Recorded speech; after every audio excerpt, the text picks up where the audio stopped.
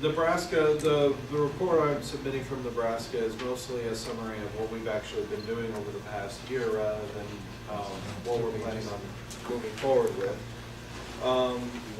Every annual communication of the Grand Lodge, we have now a Grand Lodge education breakfast. We've been doing this for 14 years.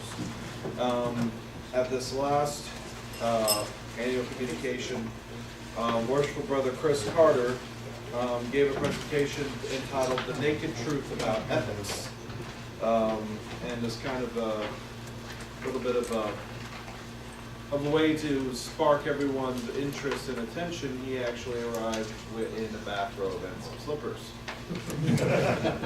It definitely piqued everyone's interest, and I think maybe people pay attention a little bit more to the presentation. We also gave away Masonic books at that breakfast for the individuals who participated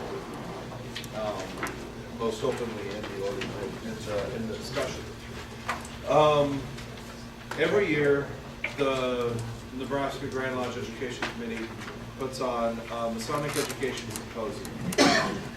We do one in the spring and in the fall in Omaha, Lincoln, Hastings, and far western Nebraska. The 2-hour evening program conducted by members of the committee. In spring 2012, we had kind of a more provocative topic called "What would the middle chamber lecture look like if written today?" I did not actually help to facilitate that particular one, and I probably wouldn't have been very happy if I did, because I give that lecture and I really like that lecture, and I don't think I'm changing anytime soon. In fall of 2012, we had a presentation entitled "What Came You Here to Do?" We kind of opened it up with those particular questions, the first questions out of the end of the apprentice degree, and kind of started to help spark the interest of everybody, asking them, what did you come here to do? Why are you coming to Lodge every day? Why is this important? As well as trying to figure out, well, what were the Holy Saints John of Jerusalem? And that sparked a little bit of research being done several other places in Lodge, and got a lot of good research out of that one. In spring 2013, we had a discussion entitled "Masonry and Civic Duties." Many of the founding fathers of the United States were themselves Masons and took it upon themselves that civic duty of freedom and liberty. Many believe that Masonry is a social institution designed to promote charity and civic duty in society. Each of these symposium sessions are concluded with a game that we call Masonic Jeopardy. I think the first issue of this game had a category of famous Masons, and I think 3 out of the 5 questions were about Truman. Subsequently, that has become a joke. Every time there's one of those, the standard answer is Truman. But it's a very popular game. It evokes a lot of interest in the brotherhood. It usually works out that the new Masons, the newly raised Masons, are the ones that do the best in this. They're the ones that have just gone through it a lot of times. They're the ones that already have that mind kind of opened as a sponge, and this really helps to soak that sponge through. This is a game that I highly recommend everybody. Basically, this format is something that I really recommend that every state institute. It's something that's a little bit more of a top-down approach. The Nebraska Education Committee is a little bit more of a top-down approach, where we institute structure from the Grand Lodge level and present it at the Grand Lodge level, rather than trying to foster the individual lodge for the time being. I think we are planning on helping to institute that on the lodge level, but starting from the Grand Lodge level, it's worked out very, very well. And I recommend the Masonic Education Symposium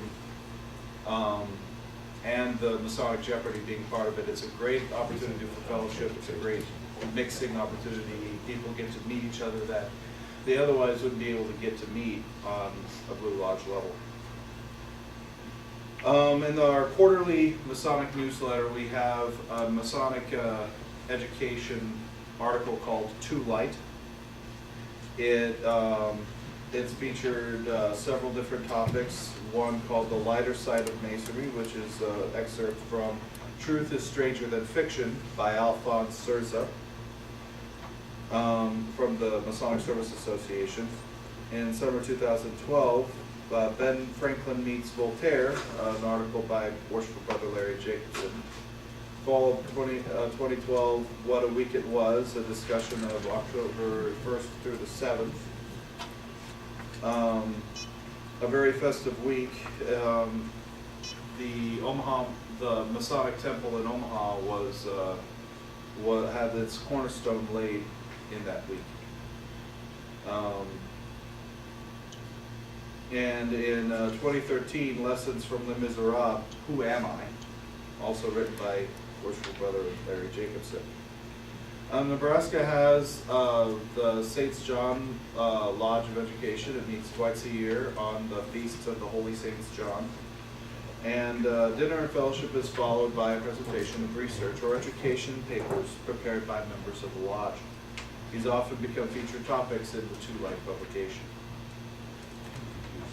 The Nebraska Education Committee meets an average of 4 times a year to plan upcoming events and programs and to coordinate our efforts with other lodge committees, Grand Lodge committees. A listing of the committee members is in the report that I'm submitting.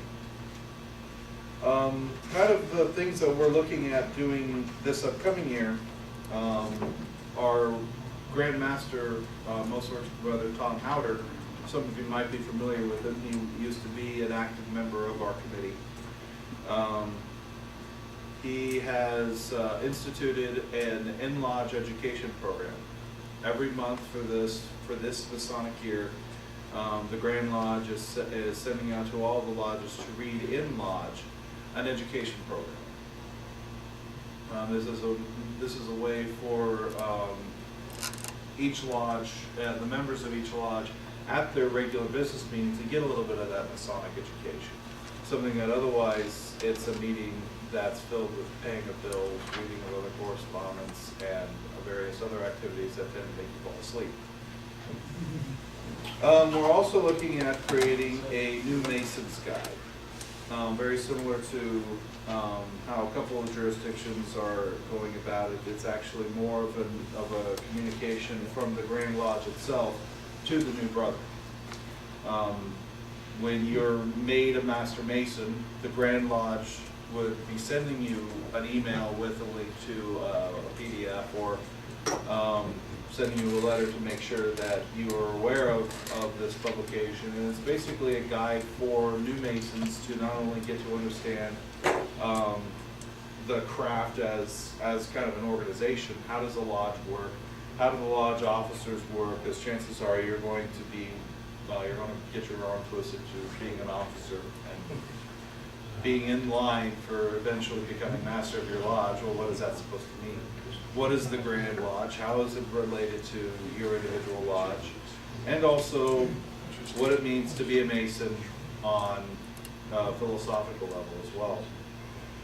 And finally, we're also going to be creating a document that's going to help each lodge create what we call a lodge education committee. We're not really big on creating individual officers for individual lodges. We like committees a little bit better, so rather than a lodge education officer, we prefer a lodge education committee, and we're going to be producing a document that's going to help lodges, in particular the worshipful masters of these lodges, how to create a Masonic education committee, who should be on the committee, and what are the kinds of things we're going to be talking about.